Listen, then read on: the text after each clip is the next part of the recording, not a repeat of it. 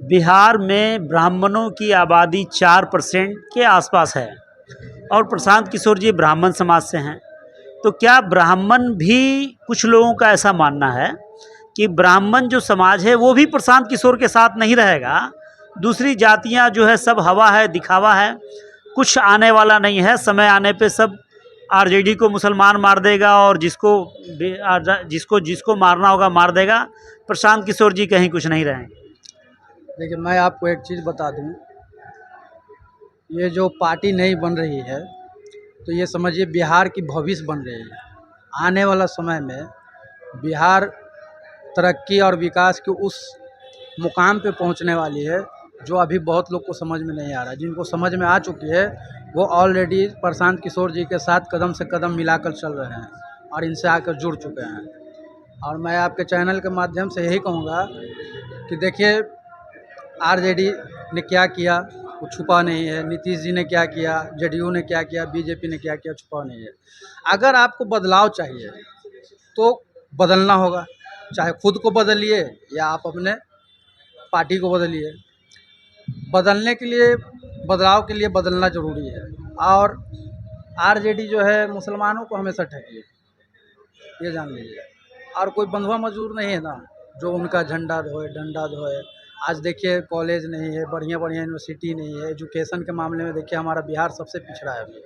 Education में देखिए, कल कारखाना फैक्ट्री में देखिए, रोज़गार में देखिए, हर तरह से तो पिछड़ा हुआ है। मुसलमान ही नहीं, हिंदू मुस्लिम, हमारा पूरा ये राज्य पिछड़ा हुआ है। लोग को लगता है कि नहीं सिर्फ मुसलमान, हम तो कहते हैं कि इन लोगों ने बिहार के लिए किया क्या है। आज देखिए, और भी स्टेट को देखिए, बिहार से हट के बिहारी लोग दूसरे अदर स्टेट को कहाँ से कहाँ पहुँचा दिए, मगर बिहार के ही लोग पीछे रह गए। क्यों? क्योंकि यहाँ पे वैसा सरकार ने कुछ बनाया ही नहीं जिससे बच्चे का फ्यूचर अच्छा हो, मजदूर का मजदूरी सही हो, कल कारखाना हो। हर लाइन से देख लीजिए आप, कहीं से कोई विकास के नाम पर नहीं। आदाब, मैं हूं आदम परवेज और आप देख रहे हैं आप तक देश की आवाज़। आज हम जन स्वराज में बैठे हैं और कल जन स्वराज पार्टी का लॉन्चिंग हो रहा है, मेगा लॉन्चिंग है। कल पार्टी का सिंबल मिलेगा, कल जनता को बता दिया जाएगा कि हम जन स्वराज हैं और हमारा पार्टी का सिंबल ये है। और आने वाले 2025 में जो चुनाव होना है उसी सिंबल के बेसिस पे इस पार्टी को चुनाव लड़ना है।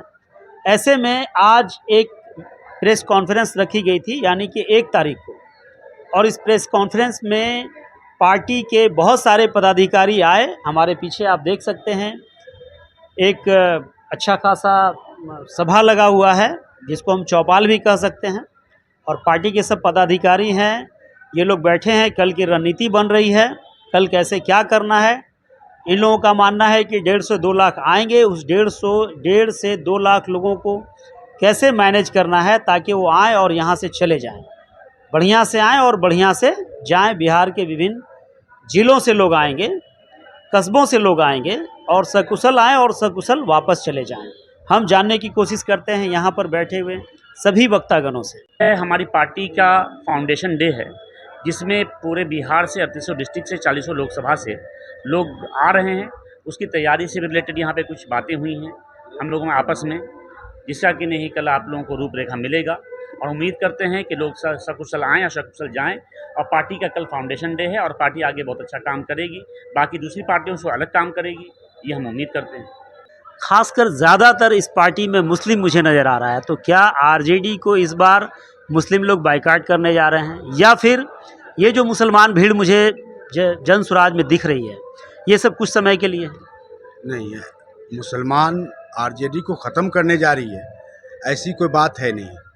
मुसलमान जो पिछले आज़ादी के बाद जो मुसलमान अपने नेतृत्व के लिए, अपने हिस्सेदारी के लिए जो तरस थे, तबाह थे, उनको एक सूरज की नई किरण दिख रही है। तो हम लोग बार बार बोलते हैं कि प्रशांत राजनीति का ऐसा प्रोधा है जो अंगद बनने की ओर अग्रसर है। और कल देखेगी पूरा बिहार नहीं, पूरा हिंदुस्तान ये देखेगा कि भारतीय लोकतंत्र के इतिहास में ये पहली ऐसी घटना हो रही है जहां संगठन मूल रूप से तैयार हो जाए, उसके बाद पार्टी का घोषणा हो रहा है। तो ये 2 अक्टूबर अगर महात्मा गांधी का जन्मदिन है, लाल बहादुर शास्त्री जी का जन्मदिन है, तो एक घटना और इतिहास में दर्ज होने जा रहा है, वो कि जनसुराज का ये पार्टी का अधिवेशन, पार्टी का घोषणा जो कल होगा वेटनरी कॉलेज ग्राउंड से, वो हिंदुस्तान के इतिहास को नई इबारत लिखेगा हिंदुस्तान के इतिहास में। आने वाले ने मुसलमान के अलावा और भी लोग हैं। मुसलमान तो एक पछिया जनसुराज के साथ रहेगा, क्योंकि सामने वाले लोगों को देख चुका है इस 10 सालों में, जब से नरेंद्र मोदी देश में आए हैं। भाजपा जिसके अगेंस्ट में मुसलमान अपने मतलब मसीहा बनाए हुए जिन लोगों को, उन लोगों का क्या रोल है मुसलमानों के साथ, उनकी क्या हक अधिकार की लड़ाई लड़े, वो सब खुल चुका है। अब बीजेपी को हराना मकसद नहीं है। मुसलमान भी पिछले 10 साल से 5 साल से ऑप्शन खोज रहा था किसके पास जाना है। तो सियासत हम लोग कर रहे थे, तो हम लोग को पता था कि हम लोग को मिल गया, इसलिए हम लोग आ गए। तो सब लोग धीरे धीरे आएंगे, और यकीन मानिए 3, 4, 6 महीनों और रुकिए, अपने आप सारी चीज़ फिगर क्लियर हो जाएगी, कौन राजद के साथ है, कौन जनसुराज के साथ है। गरीबों मजलूमों के वो नेता रहे हैं। ऐसे में प्रशांत किशोर के आ जाने से क्या लालू राज खत्म हो जाएगा? लालू यादव का नामो निशान खत्म हो जाएगा? लोग उनके तरफ से मुड़कर इधर आ जाएंगे?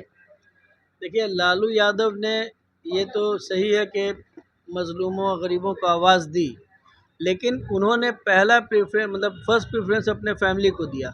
अभी आप देखिए एग्जांपल कि उनकी बेटी का राज्यसभा का 4 साल का पीरियड बचा हुआ था, उन्होंने उसको लोकसभा का चुनाव लड़ा दिया, वो सीट जीत गई, और वो जो सीट बची हुई थी वो बीजेपी को चली गई राज्यसभा की, और इससे एनडीए को पूर्ण बहुमत मिल गया राज्यसभा में।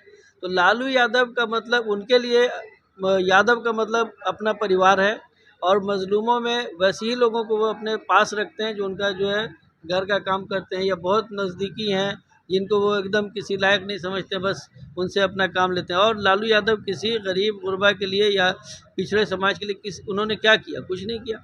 कि बिहारियों को आज भी गाली दी जाती है, बाहर के प्रदेशों में बिहारियों की इज्जत नहीं है। तो ये सब चीज़ जो है प्रशांत किशोर कायम करने वाले हैं, इज्जत वगैरह वापस लाने वाले हैं। नीतीश कुमार आए थे तो उन्होंने ये कहा था कि हम प्लान रोक देंगे, प्लान नहीं रुका। ऐसी बहुत सारी बातें प्रशांत किशोर जी के ज़बान से सुनने को मिलती हैं। देखिए सर, पहली बात मैं ये कहना हूँ, जितनी भी सवाल आपने मुझे किया, मैं लोजपा से और एक कान में कार्यकर्ता था, वहाँ भी प्रवक्ता था। वहाँ से होते होते मैं एक मीडिया से भी जुड़ा हुआ हूँ। उसके बाद मैं प्रशांत जी को कान में लिखा, पढ़ा, देखा, सुना, उसके बाद इनसे मैं जुड़ गया। तो जन स्वराज जो है एक आंधी है, और प्रशांत किशोर जो सो 21वीं सदी का एक गांधी है। जब 19वीं या 20वीं सदी के गांधी के बाद आज़ाद हो गया, तो अभी प्रशांत किशोर जो हमारी हर चीज़ से करने में हमको आज़ाद करने वाला है। आप जो कहा कि नीतीश कुमार या कांग्रेस को आपने छोड़ दिया, आप कांग्रेस का नाम नहीं लिया, मैं नीतीश का नाम लिया और लालू का नाम लिया। हम कांग्रेस से लेकर चलते हैं। 78 साल का में आज़ादी तो हो गया। 78 सालों में आप ये देख लीजिए कि हिंदुस्तान में अगर मुसलमानों को 3 खानों में बांट लीजिए। एक है तजारती खाना देख लीजिए, दूसरा कानून में तालीमी कानून में निज़ाम देख लीजिए, और तीसरा कानून सियासी कानून में निज़ाम देख लीजिए। जहाँ तक में आप इक़्तिसादी है, जिसका कहिए बिजनेस कैटेगरी, ये बिजनेस आज़ादी के बाद हम बिजनेस बहुत ऊपर थे।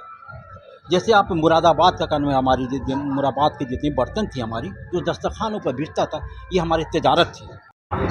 तो बापू सभागार में माननीय प्रशांत किशोर जी ने स्टेटमेंट दिया है, वक्फ के ऊपर ही दिया है, इशारे में उन्होंने दिया है, आप मुसलमान के कारण ही ये कानून वहाँ पे बन रहा है। आप इतने कमज़ोर हैं, आपको इतना कमज़ोर कर दिया गया है कि आपके खिलाफ कानून बनेगा ही। आप लगातार अब देखिए, माननीय प्रधानमंत्री जिस तरह से 2014 से 2024 तक लगातार मुसलमानों के खिलाफ ही ज़्यादातर उन्होंने कानून बनाया, बल्कि इंटायर देश को उन्होंने तबाह कर दिया है, कमज़ोर कर दिया है। अगर एक अंग जिस्म का कोई ख़राब होता है तो पूरे जिस्म में दर्द होती है। उसी तरह से हिंदुस्तान का मुसलमान एक अंग है, एक पार्ट है, उसको मोदी जी ने तंग किया, परेशान किया है, जिसके कारण देश काफ़ी पिछड़ चुका है। ये बात आप जान लीजिए।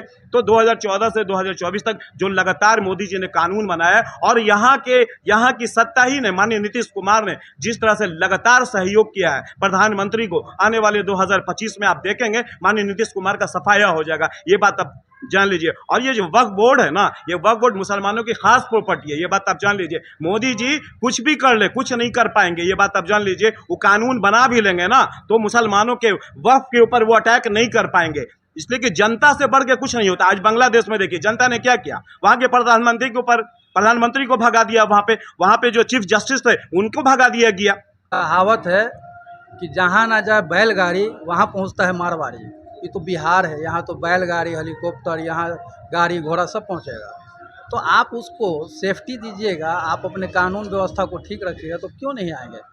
बिजनेसमैन कहीं भी जा सकते हैं और कहीं भी वो चाहते हैं उद्योगपति कि मैं बिहारी को, आखिर वो अलग स्टेट में रखते हैं ना, अगर उनको खुद यहीं दे दिया जाए उतना सुविधा, उनको अपना कल कारखाना यहाँ बनाने के लिए दे दिया जाए, तो बिजनेसमैन के लिए, उद्योगपति के लिए तो और अच्छा होगा कि बिहार के अंदर ही हम अगर खोल देते हैं तो बिहारी मजदूर जो मिलते हैं तो बिहारी के इतना कोई खटने वाला ईमानदार नहीं है कोई कहीं। इसीलिए तो नीतीश की प्लान है कि सबसे पहले सड़क हो बेहतर, बिजली हो बेहतर, उसके बाद सड़क बिजली जो इंफ्रास्ट्रक्चर का मूल मंत्र है, ये दोनों अगर बेहतर होगा तो उद्योगपति यहाँ आएंगे।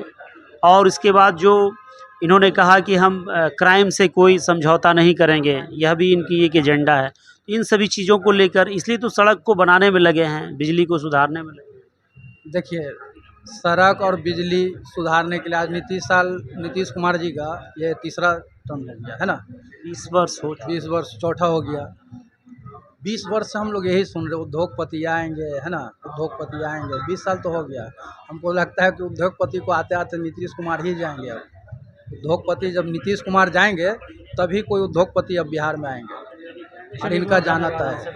आपने सुना मुसलमानों ने क्या कहा। चूँकि हम जिन लोगों से भी आज बात कर रहे थे वो सभी लोग मुसलमान ही हैं, और मुसलमान खुलकर जन स्वराज के तरफ हैं, प्रशांत किशोर के तरफ हैं। इन लोगों का मानना है कि अब तक मुसलमानों को आरजेडी और नीतीश ने सिर्फ ठगा है, लेकिन जन स्वराज, प्रशांत किशोर एक भरोसा है, एक विश्वास है, और जो विश्वास दिलाए हैं इस पर हम लोगों को यकीन है। और यही वजह है इस बार बिहार का पूरा मुसलमान, और सिर्फ मुसलमान ही नहीं बल्कि अन्य जातियां भी प्रशांत किशोर के साथ होगा। और बिहार के जो परिस्थिति है, प्लान की परिस्थिति है, इंफ्रास्ट्रक्चर की कमी है, एजुकेशन की कमी है, स्वास्थ्य की कमी है, ऐसी बहुत सारी कमियां हैं, रोज़गार तो बिल्कुल ही नहीं है।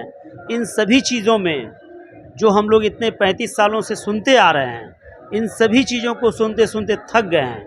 लेकिन बदलाव होगा, और ये प्रशांत किशोर के नेतृत्व में बदलाव होगा, और बिहार एक ऊंचाई की दिशा में जाएगा, ऐसा इन सभी लोगों का मानना है। अब देखना ये होगा कि आने वाले समय में, यानी कल के बाद जन स्वराज स्थापना हो जाएगी, और इसके बाद 2025 की चुनाव होगी, और चुनाव के बाद जो नतीजे निकल कर आएंगे उसके बाद देखना होगा कि बिहार कितनी ऊंचाइयों पर जा रहा है। मैं आदम परवेज़, आप तक देश की आवाज़ के लिए, जन स्वराज कार्यालय, पटना से।